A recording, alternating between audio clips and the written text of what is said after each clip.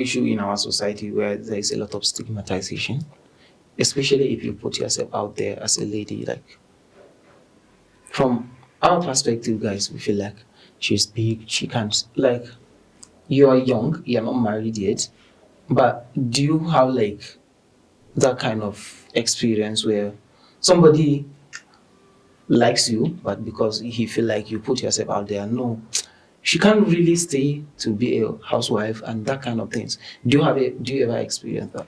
Okay. Yeah, actually, I've never.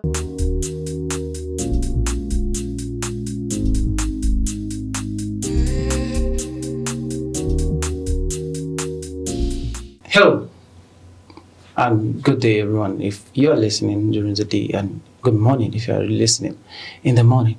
This is Dr. Bassett, and on today's episode, we are with a special and the first female guest on the show. Her name is Aliyu.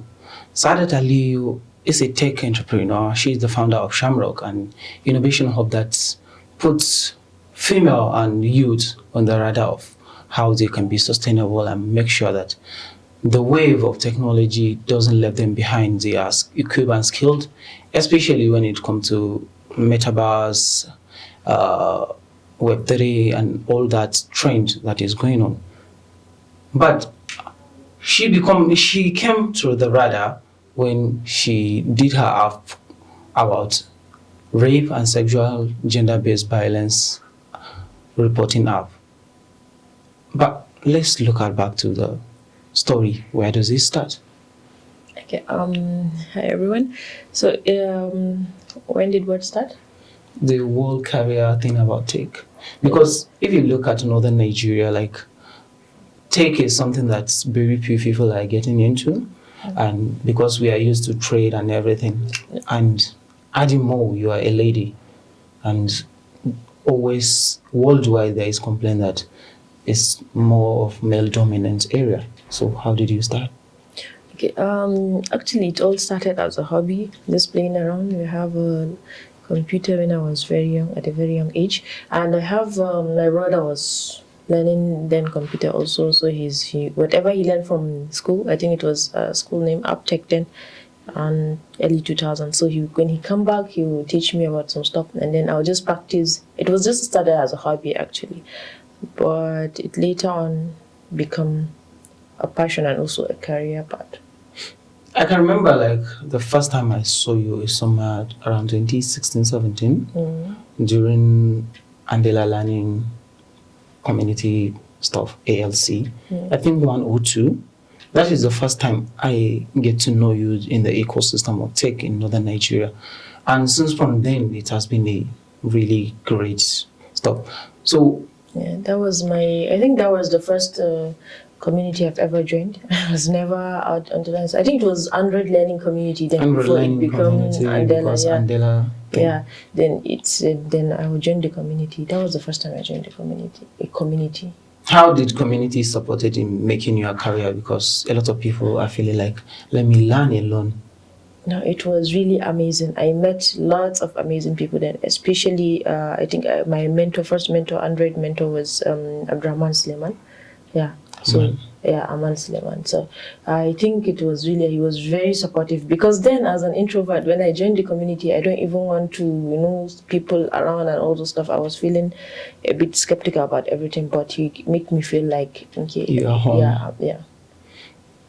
So let's look at it from Android. Now you are a tech entrepreneur while you have a lot of people working under you. What's inspired you to start a Shamrock? Okay. Actually, what inspires me is more of like me starting actually, and the community also, because I know there are a lot of people with potential out there, a lot of ladies especially with potential, because I feel like they can do it, and but the issue is regarding when they come the culture, the culture, yes. But knowing that if a female is more of, they feel more comfortable of putting their kids out there to other female kids to join. So that was the whole idea, and also yes, definitely trying to see the impact in technology, seeing that we are all part of building sustainable businesses, technological solutions. So that's also part of it. So, since like when you started from now, like how much impact do you see Shamrock has made, and is there any a certain moment that you feel like, wow, I'm glad I started this? Yes, actually, always I feel that. Even yesterday, I feel that because when I see young people at the age of like maybe 12-year-old, when they come to us, they can be able to build animations, 3D animations and cartoons. I feel really proud that okay, these are very young and they are doing this. And especially, actually, I feel more happy when I see the younger people doing it, like teenagers. I see them. I know someone, he's 17-year-old, and then he's doing amazing work. He's just into all those new technologies, and he's doing perfectly great in it. There is a technology you introduced. I don't know if I will talk about this on camera. Okay. About the lab, chemistry lab in BR. Okay. That one of people that you're talking about has developed. Is there any like impact that you have seen that things like somebody that doesn't understand chemistry, because a lot of public school doesn't have that real apparatus and chemicals to do practicals? Is there any like outreach you have made to make sure that those people? Yeah, we have actually made an outreach. Initially it started as a virtual reality application, working with Muhammad on it. Then later on, we tried to make it also to a desktop application, and even web-based application. So it's now both to that's Scuba, and it's already we have some schools currently even testing it for us on trial. So testing the product and see how it's going to, and they are loving it. Mashallah. Kind of. So let's move to your app. Okay. What's inspired you to start that reporting app? Okay. It's actually something about people close to me and also the community. You hear cases of rape, and then mostly the girls, the victims, are mostly skeptical, and their parents, also their guardians, are skeptical about reporting because of the stigma and the community, what they will see. If we report it, who is going to marry her? Exactly. Yeah, everybody will know about it, and then she'll be the talk of the town or the talk, and then all the stuff. But they don't feel like there's a safe place, to do that. So they just give them that feeling of animosity. Okay, the main purpose of app is to give those people anonymity. Yes, anonymity, and then also to find a safe space and also get other support services. Yes, because they can talk to therapists also on the application. What is like? I know like what the app do, but in case somebody is watching and trying to download the app. Okay, it helps. Like you can report cases of rape, and also you can talk to therapists online about your issue regarding that. Victims can report, and also can find nearest help centers. And there's even we added the discussion about some certain topics. They can add a topic, and then people can talk about it regarding your own experience, and people share their experience also, and so that other people also can learn and see preventive measures. And there's also an insight part where you can check for your kids or for your child or for yourself also, and see how you can take measures or no. Take measures. Yeah. But actually, like right now, what are the really measures, especially in this northern part of Nigeria? It's actually a struggle, I think. It's a very big struggle, especially regarding the law. I don't know, is it the law? Yeah, the law and all the processes for it, because it's most parents at some point, they have to, just say, I give up. That's why we need to make sure that that thing doesn't happen. Because of the TGs come back, postponing, adjourning the case and all those stuff. So they feel like, okay, they will get tired and all those stuff.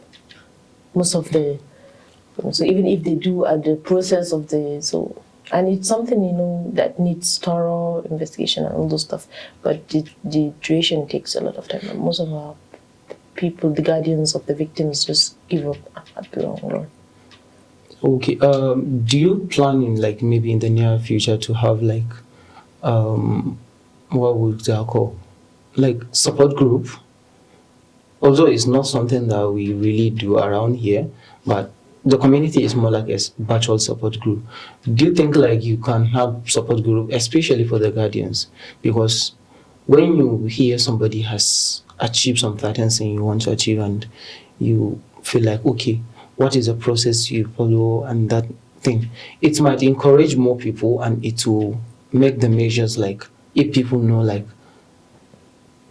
if something has been done at the end of something, like it will really feel like, I feel like if you add it even in the group as a virtual support group, like telling somebody's story that somebody has achieved something is kind of way to encourage other person to. That's really true, because I know we know sometimes we normally go inside the community and just share awareness about the application and how people can be able to use it to for that. So we normally put in that because it's very very good. Like you have to be patient.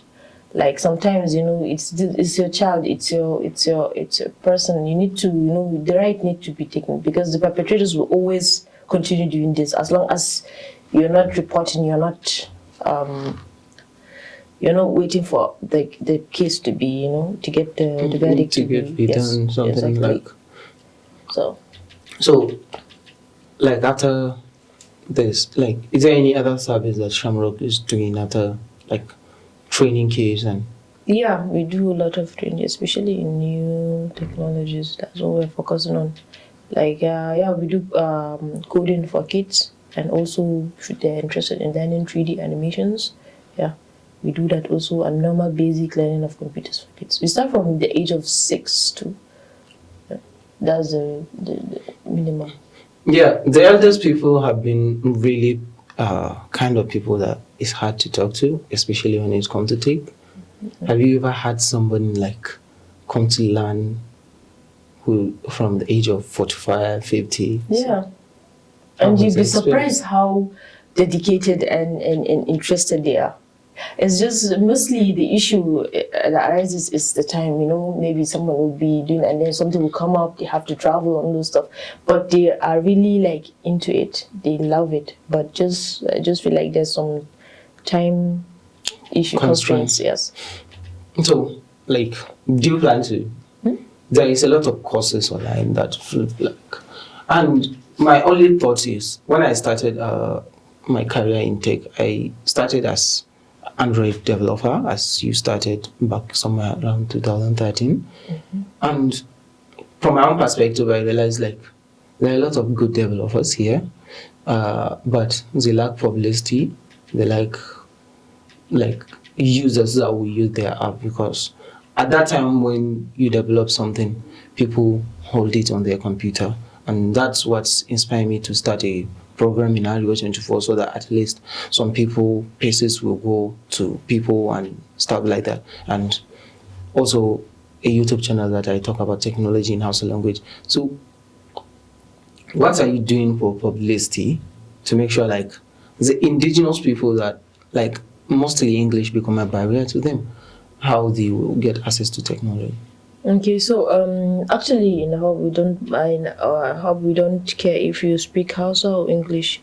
Mode of teaching is both ways actually. If you're not conversant with Hausa, we try as much as possible to see that we give you that. But I think it's not about the publicity sometimes. It's about, for me, I believe that we have lots and lots of great developers in the north. Like really some people that we can call software engineers, because they are really great. But the main, I think, issue is regarding what you mentioned in the beginning of the talk, trading part. They get to be, I think, they get relapse in the process to feel like, okay, no, the patience. So maybe there's a lack of patience, I'll say. There's a lack of patience, because at the long run, I see lots of developers that dump development at some process and they are very good, and they jump into trade and other stuff. So I feel like there's this lack of because we are business people here, so we don't have the patience of not seeing the cash flow. But publicity, I feel like it's not much, as long as the people you reach out to knows it. Because tech job, you don't have to come online and say this is what I do. But even though it helps, but it doesn't have to be that way always. Okay, when I look at publicity, when we look at Lagos, Most of the developers in Lagos are not from Lagos. They moved to Lagos. Why? Because Lagos made a publicity. Earlier is Idea Hub and CC Hub, and now there is hell of hubs in Lagos and Abuja and like in Kano too. But when you're looking for developers, it's hardly to think about Kano. When like you can really get is that the community that is not doing much, or is that like maybe the media and the governments are not really seeing the perspective of like if we really loud this thing, it will be an impact to our community. What perspective are you seeing? Okay, I understand. Sorry, I got it wrong. I thought you mean the personal PR. Okay, yeah. This is very true, really, and I feel like there's a need. There's a need for that shout out to see what featuring some of the developers, what they do, and then it's more about there's a need actually from every angle. But they doesn't have to be the government, from them themselves, the hubs and other people. The hubs especially partnering with other tech companies and also making them public to be out there, people to know about it. I think it will help a lot of developers. Yeah, because like when you see crazy developers, I know a friend who recently got hired by OpenAI, like ChatGPT company. So and he based in Kano. So that shows that confirms to me we have a good developer. It's just okay, so not to cut you, I think one of the issue also we have is, sometimes if you have a lot of mentees under you, those mentees will be the one to even be bragging about you. And then that's when you will know, people will know even about, okay, this is, because I remember there was a time, if you're talking about good C# developers, you will be talking about Abdurrahman Suleiman, wherever in Kano, you know that Abdurrahman, because he has lots of mentees. That's what I believe, he mentees under him, that wherever they go, they talk about him, and then he bringing other people in, and then I think it will help really also with other people knowing about you, because wherever you go, as long as people are talking about you, I believe that it would be a good PR also. So the part of PR is for the developers themselves, giving back to society, and at the same time getting the publicity. Yes. When you said that, I just realized, wow, that is actually what most of companies are doing. You see, like Google developers group, they are giving back to society and getting publicity from that. Exactly. Salesforce have Trailblazers, they are giving back to society and getting publicity from that, and like Atlassians and the other companies are doing almost. Exactly. So this is challenge thrown to the developers, mostly in northern Nigeria. Sharing knowledge, trying to accommodate other people, so that it's good. It's a starting point actually. I just feel like we have to just start somewhere, and then as an individual also and then you also start from somewhere, because and then also for the hubs and other stuff too, they can do their own part. Okay, let me look at it from developers' perspective. Mostly youngsters or people that just started. On our last episode, we talked about this with a developer who started a virtual school or courses. He said the issue of people who are young, they need instant gratification, or they need pathway to make money. So when they start learning from you, they don't care about let me be patient. I don't know how long my mentor has taken to reach where he is. They just want to be where you are in very short period of time. Don't you think that is part of the reason why developers get in? Yeah, that was the reason why I told you this initially. That's the problem in the community, because maybe it's the trading. Trading sometimes the moment you just sell something and you get the money immediately, instantly. Fast, and we are traders. We are traders. So I feel like this is a major issue actually, because even if they are good at some point, they feel like they are not. It's not rewarding, so they quickly dump it. Yeah, actually, I can understand it more. It's like a mindset thing. They have to change a mindset from trading to the mindset of really where the world is going. Acquiring the skill and let the skill be the one guiding you to where you're going. So for women, I have a friend. She's an engineer. Like she just graduated from school in Ghana. She said like when she look at it like there's no much engineers ladies, but you feel like makeup artists, caterers, doctors. But why when it comes to STEM, science, technology, engineering, and mathematics, there are less girls? And especially if you talk about engineering perspective, people making stuff. What do you think is the issue, ladies? Okay, I think the biggest issue, I always talk about it in when I go to do my own stock for girls in tech also.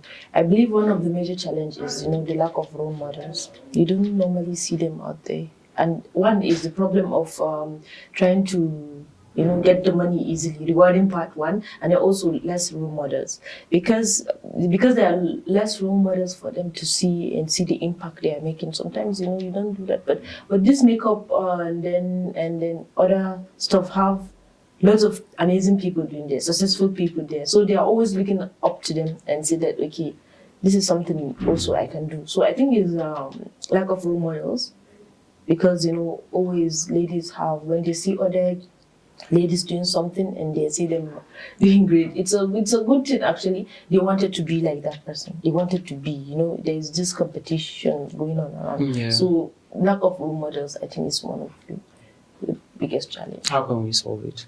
So how can we solve it? So like to feel like we need to the hubs need to make more women. Yes, trying to get more women. But actually, in Kano now, we have out of like 5 or 6 of 2 hub owners are female. Yeah. So like mostly it's a challenge for 2 of you, you and Mariam, to see like how can you like recruit more girls. But how do you think like media part would support in making sure like people see that women role models? You already, I think, starting to do it. Inviting more. You talk about the lady down engineer. I bet you have a talk with her. Speak with her, and media to be involving them also, finding them even if they are because there are lots of ladies that are doing this. It's just that they are out there, in the low key. Yeah, low key. So if we can get 1 or 2 of them out there to talk about their journey, talk about what they do, I believe that it will go a long way.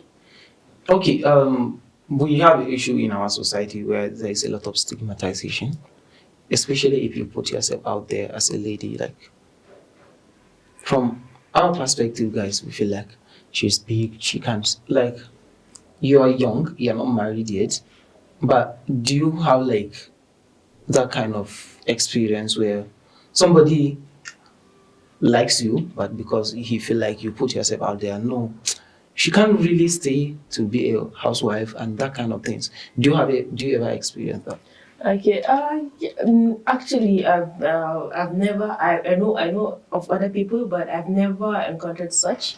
But I know definitely, mostly people say that I don't have an approachable, maybe look or something like that. So I've never had someone told me that actually. But I know that there are a lot of ladies that they feel like if they are doing something out there, or if you are successful in any way, then definitely you can't be tamed, right? You can't be tamed. So yeah, but I believe that it's not even just about that, because what about the makeup artists, that they're doing all this stuff? Are they not ladies? Are they not out there? Are they not doing it?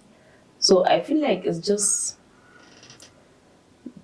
I feel like maybe it's since it's a male dominated field, maybe it's supposed to be for male, maybe that's the only reason. But I don't think going out there is a problem, except if a successful, you mean just a general successful woman? Yeah, actually, I mean like general successful women, like Okay. especially in northern Nigeria. No, that's true, really, because I feel like it's true, really, I think, because there are a lot of ladies that talk about this, that it's even not even potential suitors, maybe even their husbands, they don't want them to be ones that are married and they eventually got successful. They feel like there's always this problem with their husbands, accepting the new stuff that they're doing now.